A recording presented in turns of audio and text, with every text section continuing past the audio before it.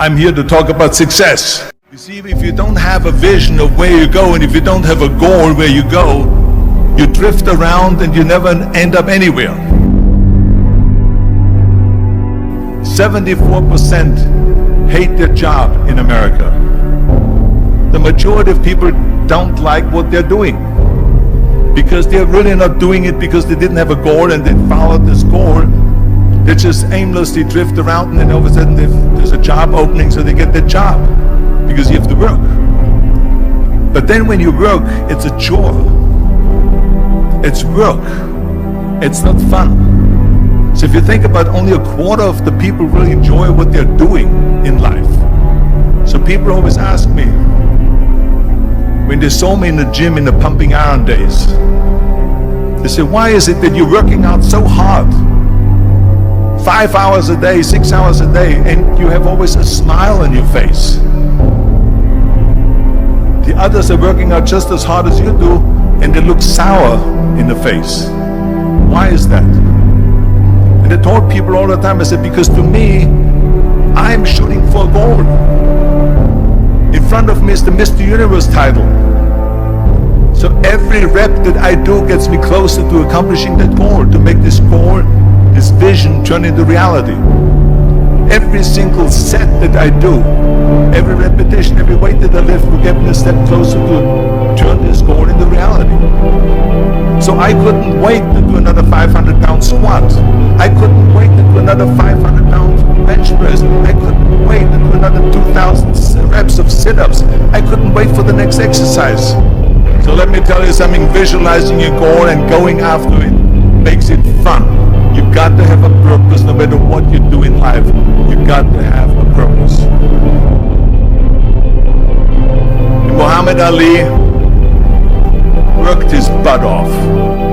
And I saw it firsthand. And I remember that there was a sports writer that was there in the gym, and he was working out, and he was doing sit-ups. And they asked him, how many sit-ups do you do? And he said, I don't start counting until it hurts.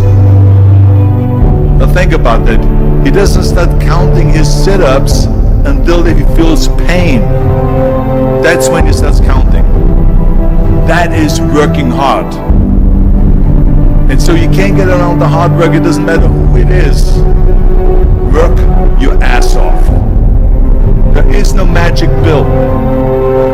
There is no magic out there. You cannot get around. You have to work and work and work.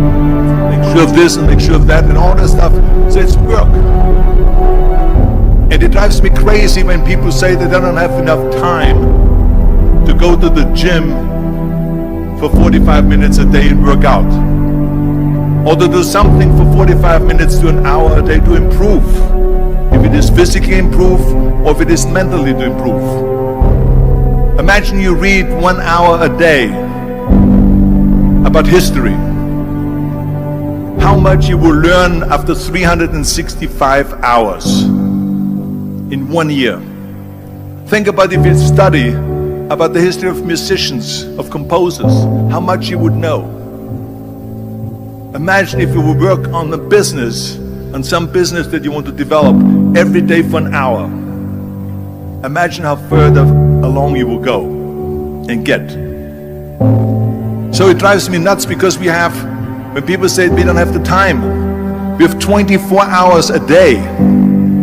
We sleep 6 hours a day, so that gives you still 18 hours. So there's someone shaking their head out here in front. They say probably, I don't sleep 6 hours, I sleep 8 hours, right? I went to college. I went and worked out 5 hours a day, and I was working on construction. Because in those days in bodybuilding there was no money. I didn't have the money for food supplements or anything. So I had to go to work. So I worked on construction. I went to college, I worked out in the gym, and at night from 8 o'clock at night to 12 midnight, I went to acting class 4 times a week. So I did all of that. There was not one single minute that I wasted.